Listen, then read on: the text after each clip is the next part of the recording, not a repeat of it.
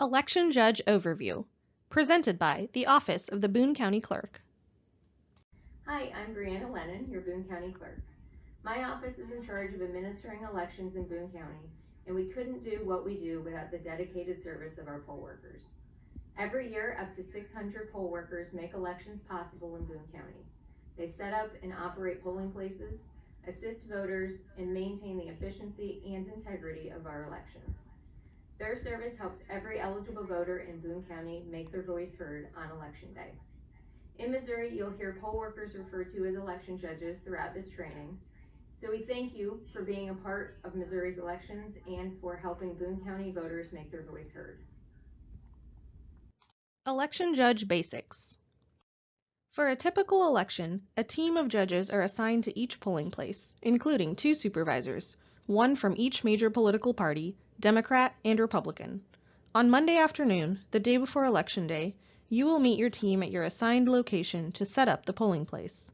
This involves setting up voting booths, posting signs, and preparing equipment and supplies for the next day morning.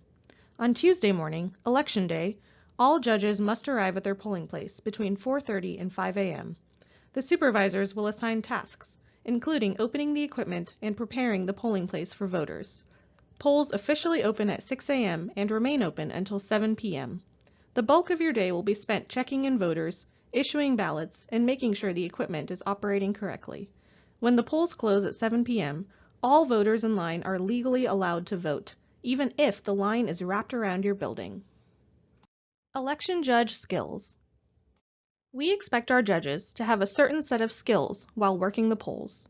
You need to be able to understand the chain of custody and 2-party oversight that provide for the security of our elections, efficiently operate the election equipment at your location, calculate ballots, voters, and equipment totals at the end of the night, and most importantly, provide courteous service to all voters. So much of what we do on Election Day is simple customer service. If you think about the last time you went to a restaurant where you received poor service, you probably didn't return soon after. We never want that to be the experience of a voter in Boone County. Checklists. Elections have become so complex, it's nearly impossible, nor is it expected of you, to remember all the steps by memory. Instead of having you memorize Missouri election laws, we've taken each election task and broken it down into a step-by-step checklist that will walk you through how to do that task. Throughout Election Day, you will use these checklists to open and close the polls and set up and take down equipment. Our checklists, along with a system of seals and 2-party oversight, protect the security and integrity of our elections. They also serve as the legal written record of the election, so it's essential that you correctly fill out the checklists as you complete each task. Election supplies. We use 3 main pieces of equipment at the polls. Here's a quick overview of each one. The poll pads are iPads that are used to check in voters. You will look up voters in the poll pad using the ID they provide to you. The DS200 is the ballot box. It has a scanner on top where voters will feed their completed ballot into, and their ballot will then be counted. The DS200 also has a slot on the front that is only used for special types of ballots, which we'll talk more about later. The Express Vote is an accessible ballot marking device. It is not an electronic voting machine. It allows voters to use a touchscreen to make their selections rather than using a pen and paper. After the voter finishes making their selections on the screen, the Express Vote prints out a paper ballot that must then be fed into the DS200 in order to be counted. We store ballots in blue bags that are picked up by the supervisors the day before the election. At pickup, the bags are sealed and must not be opened until Election Day morning. The supervisor who picks up the ballots takes them home overnight and brings them to the polling place on Election Day morning.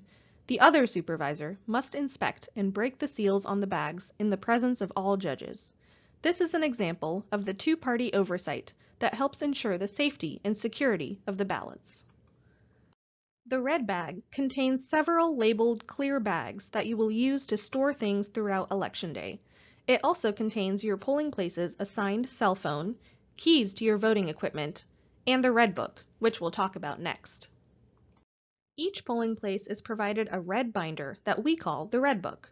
The Red Book serves as the brains of Election Day. It contains contact information and emergency plans for your polling place, payroll forms for all the judges assigned to your polling place, all the checklists you'll need throughout the day, and other important information. It also contains the Election Judge Guide, which we'll talk about next. The Election Judge Guide covers the A to Z of working the polls. In it, you'll find information about Election Day, our equipment, and the expectations placed on you, our poll workers. The Election Judge Guide references the laws we must follow that require bipartisan teams, initials on ballots, seals on equipment, and all of the other things we do to ensure the safety and security of our elections. Voters are eligible to vote for the issues and candidates in the jurisdictions in which they reside. For example, voters living within the Columbia city limits can vote for mayor of Columbia, but voters living outside of the city limits cannot. We create different ballot styles to account for the combination of jurisdictions in the county to make sure each voter only gets a ballot with the issues and candidates for which they are eligible to vote. You may have more than one ballot style at your polling place. The number of ballot styles you have will be listed in your Red Book. It is critical that every voter receives the correct ballot style. You will be able to see a voter's correct ballot style when you check them in on the poll pad. Ballots are issued in packs. Each pack of ballots is wrapped and sealed with a red seal that notes the number of ballots in that pack. Some packs may have a sheet that says, "Ballot pulled for testing." That's because every piece of equipment that we send to the polls undergoes testing before being sent out. Once the ballots are printed and sent to our office, a bipartisan team of judges pulls ballots from random packs and runs them through the voting machines to make sure the machines are programmed correctly and that the ballots are being read correctly. Polling place setup. On Monday afternoon, the day before the election, you will meet your team of judges at your assigned polling place to set up. Judges who attend Monday setup will receive additional pay. Your team will complete the Monday setup checklist, which will include various tasks such as setting up the voting booths and posting signs to direct voters where to go. It's a good idea to take a photo of the poll before you start setting up, because at the end of Election Day, you'll need to return the room to the way it was before. During setup, you'll confirm you have all the necessary supplies at your poll, and you'll notify our office if anything is missing so that we can get it to you as soon as possible. Setup is a good time to go over emergency plans for your polling place. During setup, there should still be daylight outside, so you'll be able to see where you would need to meet up outside in case of an emergency where you have to evacuate the poll. If any of the judges can't make it to setup, make sure to go over the emergency plans with them the next day. Opening the polls. On Election Day morning, there are tasks that must be completed before you open the polls. You will follow the poll opening checklist, which is located in the Red Book. Remember that your polling place must be open and ready for voters by 6 a.m. sharp. The first thing you'll need to do is read and sign the Election Judge Oath. This oath comes straight from Missouri election law and states that as an election judge, you agree to impartially administer the election and follow all election judge duties. You will also need to fill out your payroll form. You will select on the form whether you attended setup on Monday, verify that the training classes you attended are listed, and double-check that the address listed is your correct address, where your paycheck will be mailed after Election Day. Voter troubleshooting. Our goal is to have the check-in and voting process go as smoothly as possible, but sometimes issues arise that we need to be prepared for. We often have voters come to the wrong polling place, especially in a larger election where we may open more polling places. If a voter is marked wrong location in the poll pad, you'll need to first confirm that the address listed in the poll pad is their current address. If it is, you can direct the voter to the correct polling place listed in the poll pad. If their address has changed, we'll need to update their address before we know which polling place they should vote at. We also have central polling places where any registered voter is able to vote. You will be provided a list of central polling places. Another common issue is a voter being marked inactive in our system. This simply means that at some point we sent the voter election mail and it was returned to our office marked undeliverable by the post office. The voter just needs to update or confirm their address, and then they will be able to vote. Once a voter has been checked in and issued a ballot, they must vote their ballot before leaving the poll. No ballots can be taken outside of the polling place, and judges cannot watch a ballot for a voter while the voter grabs something from their car. For example, if a voter checks in and then realizes they forgot their glasses, you can offer them the magnifying glass that is provided in your supplies, the option of using the express vote, or having 2 judges assist them with filling out their ballot. If a voter requests help from election judges with reading or filling out their ballot, 2 judges from different political parties must help the voter. There may be instances where a voter is unable to enter the polling place. In this case, the voter can request that you bring a ballot out to their car. This is called curbside voting, and it is the only situation in which a ballot may go outside the polling place. 2 judges of different political parties must take a poll pad, the correct ballot for that voter, a pen, and a clipboard out to the voter to check them in and allow them to vote. Then, the 2 judges must take the ballot back inside and cast the ballot into the DS200 together. Detailed instructions for curbside voting can be found in the Election Judge Guide. Provisional ballots. A provisional ballot is a special type of ballot that is used when there is an issue concerning the eligibility of a voter. It allows the voter to cast their ballot while we have time to determine their eligibility. There are 2 types of provisional ballots: blue provisional ballots for voters without a valid ID, and yellow provisional ballots for all other issues. Let's start with the blue provisional ballot. If a voter walks up to the check-in table and doesn't have a valid form of ID, or no ID at all, they can vote a blue provisional ballot. You'll follow the steps on the blue provisional ballot instruction sheet to issue the ballot. The voter will fill out the ballot and seal it inside the blue envelope. Then, both the voter and 2 judges must fill out and sign the required fields on the envelope and put it in the special slot on the front of the DS200.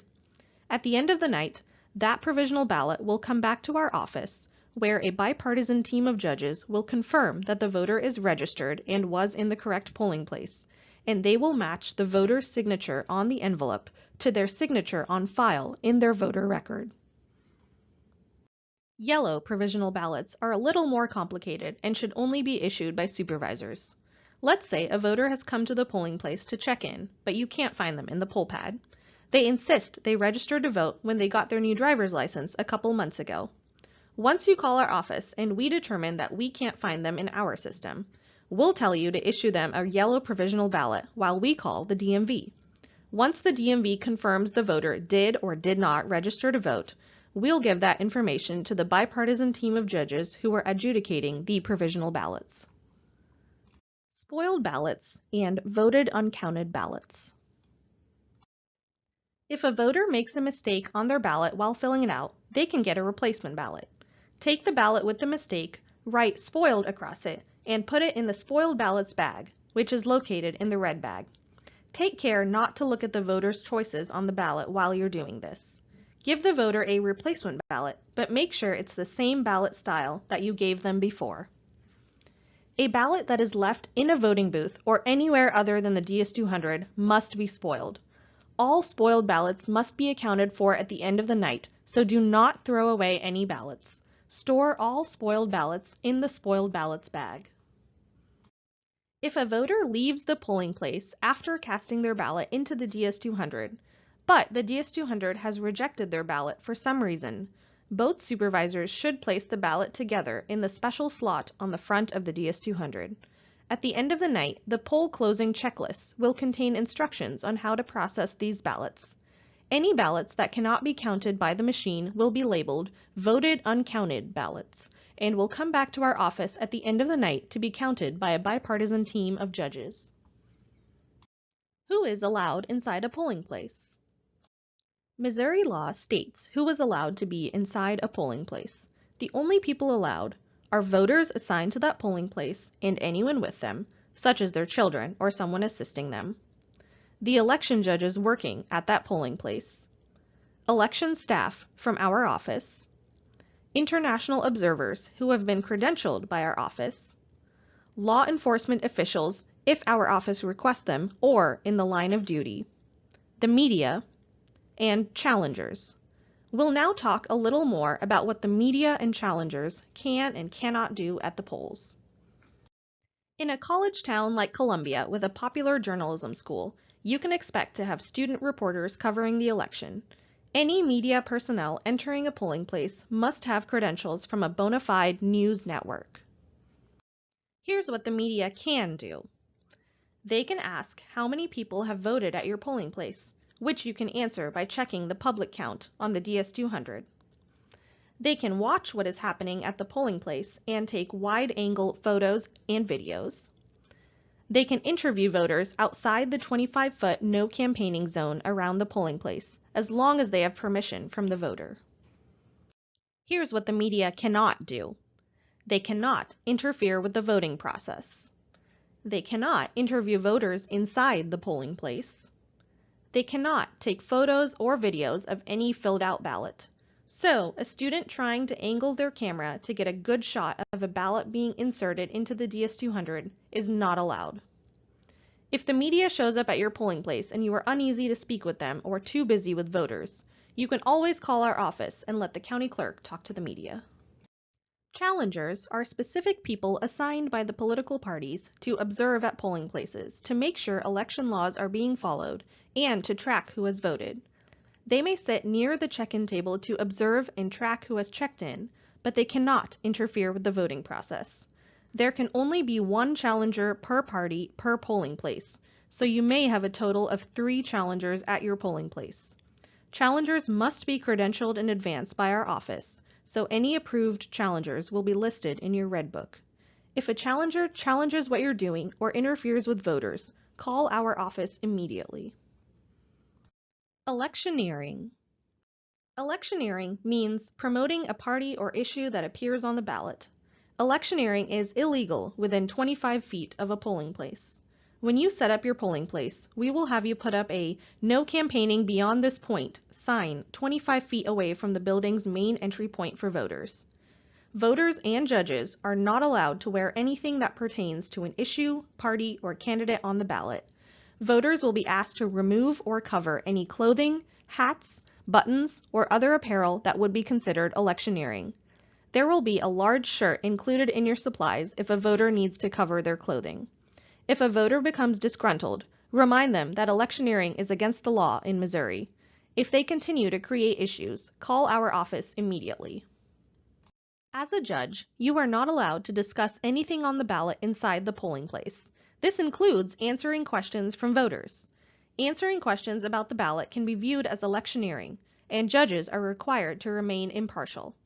If a voter has a question about the ballot, you can refer them to the voter information display boards that will be set up inside your polling place.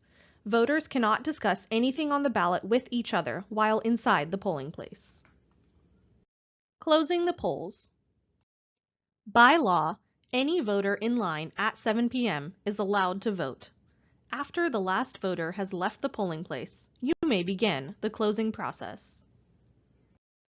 The supervisors will use the poll closing checklist to assign closing duties, which include closing down the DS200, the express vote, and the poll pads, packing up all the supplies, and filling out closing paperwork. Once all the closing checklists have been completed, all judges must leave the polling place at the same time. The 2 supervisors must ride together in the same car back to our office in downtown Columbia to deliver the ballots and supplies. Missouri law requires both of them to ride together in order to maintain chain of custody and 2-party oversight of the voted ballots. Preparing for Election Day. We recommend all judges vote early before Election Day, which is called absentee voting in Missouri, since you may not be assigned to your home polling place, or your assignment may shift prior to Election Day.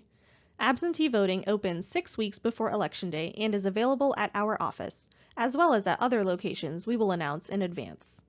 As a judge, you cannot leave the polling place during your workday, so it's important to bring enough food and drinks with you for the entire day, as well as any medications you may need. Election Day is a long day, so make sure to wear comfortable clothes and shoes, and dress in layers in case your polling place becomes too cold or too hot. Your paycheck will be mailed to you after Election Day, so don't forget to fill out your payroll form at the polls. We want to make sure you get paid correctly and on time.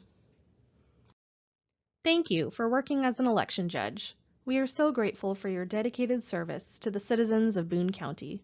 If you have any questions or concerns, don't hesitate to reach out to our office at 573-886-4380 or email pollworker@boonecountymo.org. See you on Election Day!